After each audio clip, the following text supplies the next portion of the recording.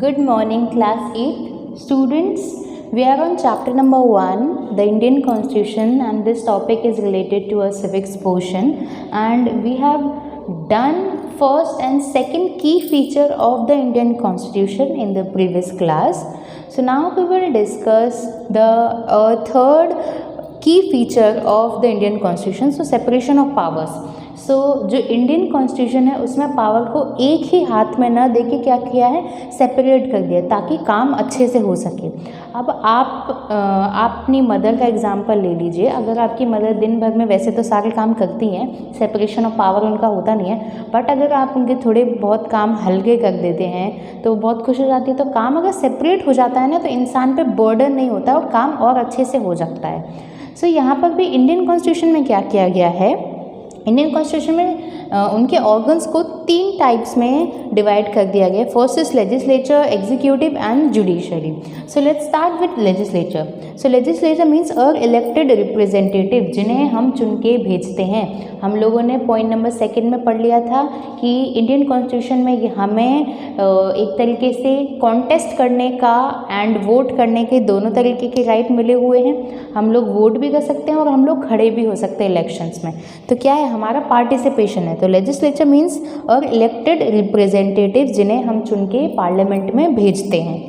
Executive, smaller groups of people who are responsible for implementing laws and running the government. अब उससे पहले एक बार legislature पे दोबारा आते हैं। जो सारे लॉज बनते हैं वो लेजिस्लेचर के द्वारा बनते हैं। लेजिस्लेचर लॉज को बनाता है। बट अगर यहाँ पर बात की जाए एग्जीक्यूटिव, वो स्मॉल ग्रुप ऑफ पीपल होता है, कुछ लोग होते हैं जिनके हाथों में ये जिम्मेदारी होती है कि जो लॉ लेजिस्लेचर ने बनाया है उसको इम्प्लीमेंट करवा सके। जैसे कलेक्टर का एग्जाम्पल दे दिया। अब एक लॉ है, उसको इम्प्लीमेंट करवाना है, तो वो अगर एक स्टेट लेवल पे कलेक्टर करवा सकते हैं। तो क्या है, smaller group of people who are responsible for the implementing laws and running the government. काम अच्छे से हो रहा है नहीं हो रहा है सभी जगह, ये सब काम ये सब देखने का काम किसका हो जाता है, कलेक्टर का हो जाता है स्टेट लेवल पे।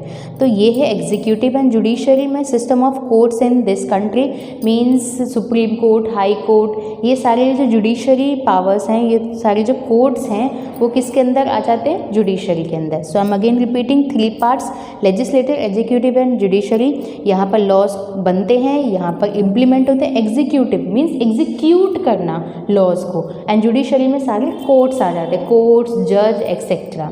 सो now we will move forward to our 4th point, fundamental rights. 4th point, 4th key feature. So fundamental rights क्यों मिले, सबसे पहले तो हम ये देखेंगे। सो फंडामेंटल राइट्स मिलने का सबसे पहला बेसिक रीज़न है कि ब्रिटिश ईस्ट इंडिया कंपनी में हालात बहुत ही ज़्यादा ख़राब थे।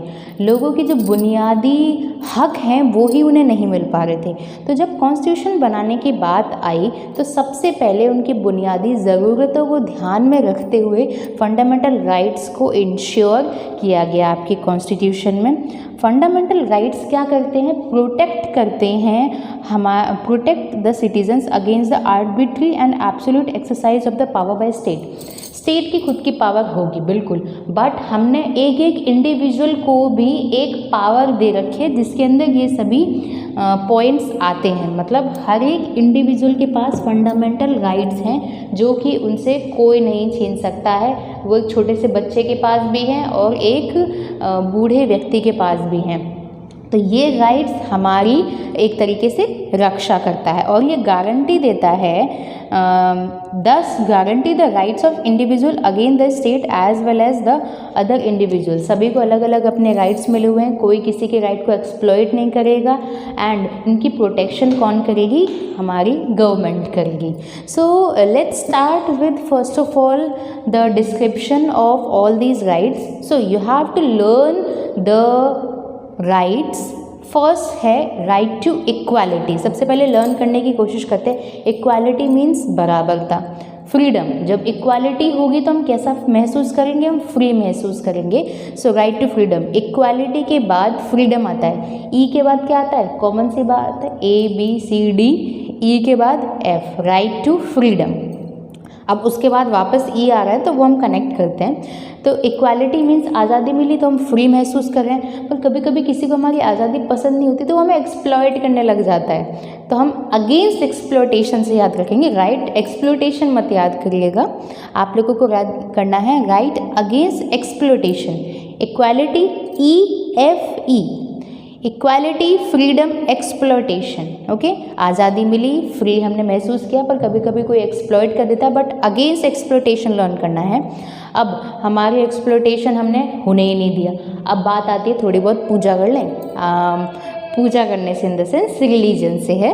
Right to freedom of religion, हमें रिलीजन, हमें कोई भी धर्म अपनाने का, अभी मैं डिस्क्राइब कर देती हूँ, कोई भी धर्म अपनाने का अधिकार है। Right to freedom of religion. अब रिलीजन के बाद हम एजुकेशन पे आएंगे, cultural and educational right, and after that right to constitutional remedies. EFE, ये 3 ईजिली याद हो जाते हैं। उसके बाद हमें पूजा करनी थी, रिलीजन से याद करना था, रिलीजन के बाद थोड़ी बहुत पढ़ाई करते हैं, फिर उसके बाद राइट टू कॉन्स्टिट्यूशनल रेमेडीज़ की बात करेंगे। So you have to learn all these 6 points deeply and thoroughly. Now let's describe all these points. So first right to equality से start करते हैं। Equality means बराबरता। All persons are equal before the law, सभी person जो हैं बराबर हैं किसके सामने, लॉ के सामने। ऐसा नहीं है कि अगर कोई गरीब है तो हम उस पर अत्याचार कर देंगे और अमीर के जो रिच पीपल है उसके सपोर्ट में हम फैसला सुना देंगे। ठीक है, सब लोग क्या है, इक्वल है। ऐसे मूवीज़ में देखते हैं, कानून की देवी की आंखों में पट्टी होती है, इसका मतलब कि उसे कुछ नहीं दिख रहा कौन अमीर है कौन गरीब है, किसकी कास्ट क्या है, किसका रिलीजन क्या है। वो एक तरीके से आंखें बंद करके फैसला देती है, आंखें बंद करके इन द सेंस कुछ भी नहीं, बट वो ये नहीं देखते कि कौन किस कैटेगरी का है। All the persons are equal before the law. This means that all the persons shall be equally protected by the laws of country. बिल्कुल बात सही है, सभी equally treated होंगे।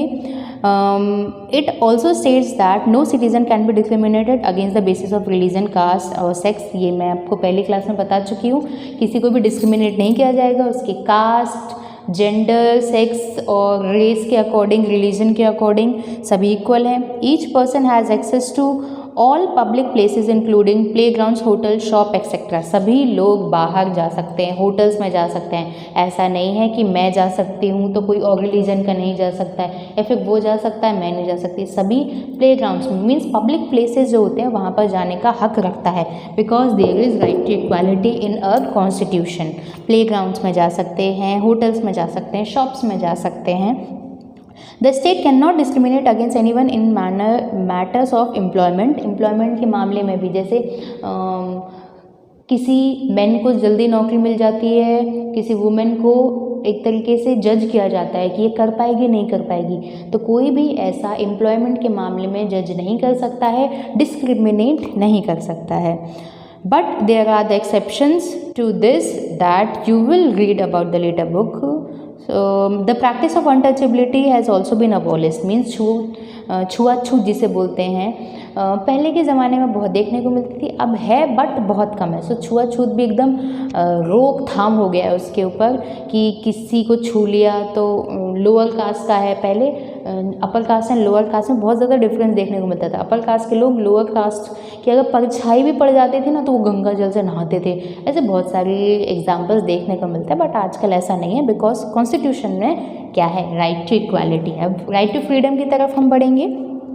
फ्रीडम का मतलब है हमें बोलने की आज़ादी है, हमें एक्सप्रेस करने की आज़ादी है, हाँ हमें कोई भी इंस्टीट्यूशन को फॉर्म करने की आज़ादी है, हमें अच्छे से एकदम फ्रीली जीने की आज़ादी है, एंड हम कहीं भी किसी भी पार्ट में रह सकते हैं। मैं चाहूँ तो केरला रह सकती हूँ, मैं चाहूँ तो मेघालय रह सकती हूँ, मैं चाहूँ तो गुजरात जाके रह सकती हूँ, मैं कहीं पर भी जाके रह सकती हूँ if I am the citizen of India. Practice any profession, मैं चाहे तो टीचिंग कंटिन्यू कर सकती हूँ, मैं चाहे तो कोई भी प्रोफेशन अपना सकती हूँ। ठीक है, कोई भी मुझे फोर्स नहीं करेगा कि तुम्हें ये ही करना है, बिकॉज क्या है, राइट टू फ्रीडम है। ऑक्यूपेशन और बिजनेस, कोई भी ऑक्यूपेशन कोई भी बिजनेस को मैं अपना सकती हूँ। तो ये देख लिया हम लोगों ने। राइट अगेंस्ट एक्सप्लॉयटेशन अब देखेंगे, जो हम पे अत्याचार होते थे ना। एक्सप्लॉयटेशन का मतलब है कि ह्यूमन ट्रैफिकिंग, अगर आप किसी को किडनैप, आप तो नहीं मतलब ऐसे लोग करते हैं, किसी को किडनैप करके ले जाते हैं। बहुत सारे छोटे छोटे बच्चे गायब भी हो जाते हैं, घर के बाहर खेल रहे हैं और गायब हो गए, तो ह्यूमन ट्रैफिकिंग हो गया। फोर्स लेबर मतलब 14 साल से कम बच्चों को अगर आप लेबर मतलब अगर आप उनसे मजदूरी करवाते तो वो राइट अगेंस्ट एक्सप्लॉयटेशन आ रहा है, आप उनके संग अत्याचार कर रहे हो। And employment of children under 14 years old, ये चीज़ भी यही आ जाती है। फोर्स लेबर, कोई काम ही नहीं करना चाहते फिर भी आप उससे ज़बरदस्ती काम करवा रहे हो, तो ये सारे क्या हैं, आप अत्याचार कर रहे हैं। तो बट राइट अगेंस्ट एक्सप्लॉयटेशन है हमारे इंडियन कॉन्स्टिट्यूशन में, तो आप लोग ऐसा नहीं कर सकते। क्या नहीं कर सकते हैं? पहला ह्यूमन ट्रैफिकिंग, किसी को किडनैप करके इधर उधर भेज देना। फोर्स लेबर, ज़बरदस्ती काम करवाना। 14 साल से कम उम्र के बच्चों से हम काम नहीं करवा सकते। नाराइटिव फ्रीडम ऑफ रिलीजन, पूजा वाली जो चीज़ आ जाती है, हम किसी भी सिटीज़न, हम इंडिया के सिटीजन्स हैं और रिलीजन हम कोई भी अपना सकते हैं, कोई भी हमें फोर्स नहीं करेगा किसी भी रिलीजन को अपनाने से। That is known as right to freedom of religion. मैं चाहूँ तो अभी हिंदू हूँ, मैं कोई भी रिलीजन को फॉलो करना चाहूँ तो कर सकती हूँ, क्योंकि मुझे राइट है। मैं चाहे तो क्रिश्चियनिटी को फॉलो कर सकती हूँ, मैं चाहे तो मुस्लिम कल्चर को अपना सकती हूँ, कोई भी मुझे नहीं रोकेगा, because I have the right to freedom of religion.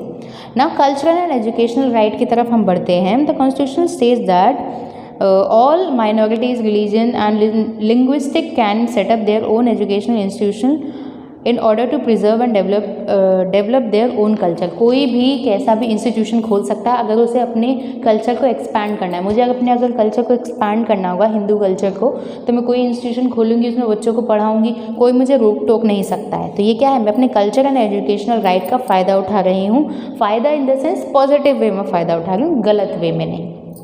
According to constitution remedies के अंदर ये चीज़ें आती हैं कि अगर आपके राइट्स का एक्सप्लॉयटेशन हो रहा है तो आप क्या कर सकते हैं, आप कोर्ट जा सकते हैं कि आपके फंडामेंटल राइट्स का वॉयलेशन हो रहा है। मान लिया फ्रीडम है मुझे कहीं पर भी जाने की, मैं पार्क गई हूँ पर कुछ लोग मुझे पार्क में जाने से रोकते हैं, तो ये क्या है, ये मेरे राइट टू कॉन्स्टिट्यूशनल रेमेडीज़ का मैं फ़ायदा उठा के कोर्ट जा सकती हूँ, उनके खिलाफ कंप्लेन कर सकती हूँ। तो ये सारी चीज़ें क्या हैं, फंडामेंटल राइट्स हैं जो सभी व्यक्तियों को मिली हुई हैं। इक्वालिटी है, सभी को बराबर, ऐसा नहीं किसी को मिली है किसी को भी नहीं मिली है ना। हम सेकेंड पैराग्राफ इस पेज का पढ़ेंगे।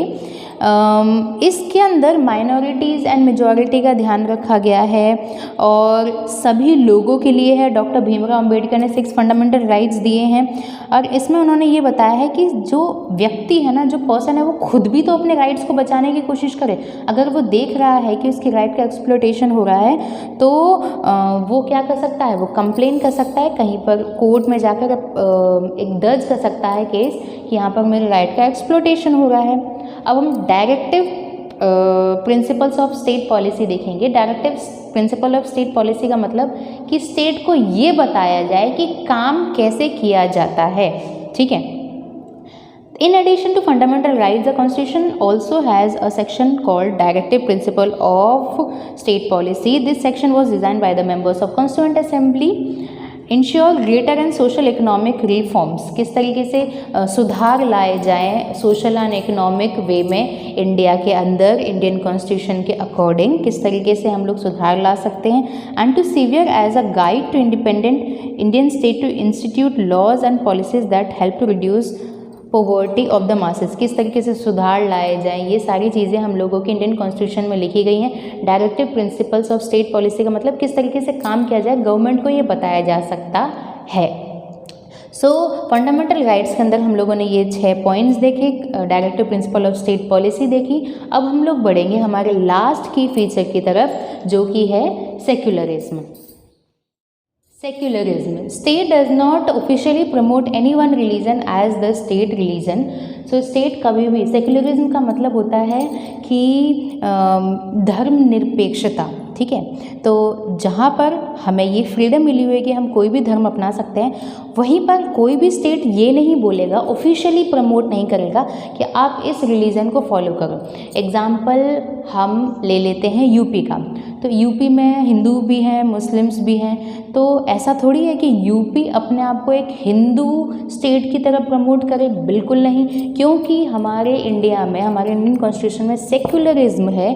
कोई भी एक स्टेट नहीं प्रमोट कर सकता कि आप इसी रिलीजन को फॉलो करें, इन्हीं की पूजा करें, क्योंकि क्या है, राइट है हमें। जब राइट दिया गया है कि इक्वल है, सभी इक्वल है, सभी को फ्रीडम है, तो आप अकेले कौन हैं इस चीज़ को प्रमोट करने वाले, क्योंकि इससे लोग इन्फ्लुएंस हो सकते हैं एक ही धर्म के प्रति।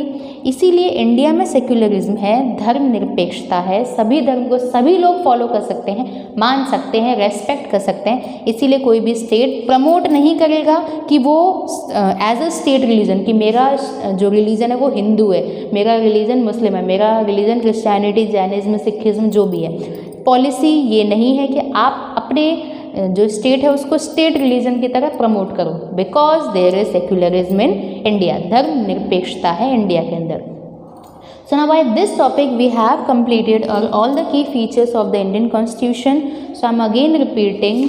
और फर्स्ट पॉइंट इज़ फेडरलिज्म, जिसमें पावर को डिवाइड कर दिया गया था, central government, state government and जिला परिषद के अंदर उनके वर्क्स हमने बताए थे। पार्लियामेंट्री फॉर्म ऑफ गवर्नमेंट में हम लोगों ने ये बताया था किस तरीके से हम लोग कंट्रीब्यूट करते हैं एक बनाने में, गवर्नमेंट को बनाने में। सेपरेशन ऑफ पावर्स हमने देख ली थी 3 टाइप्स में, legislature, executive and judiciary. Fundamental rights हम लोगों ने देख लिया। सेक्युलरिज्म का मतलब देखते हुए हम लोगों ने हमारे की फीचर्स को ख़त्म कर लिया है। Now we have completed our chapter number 1. We will discuss chapter number 2 in the next class. Thank you.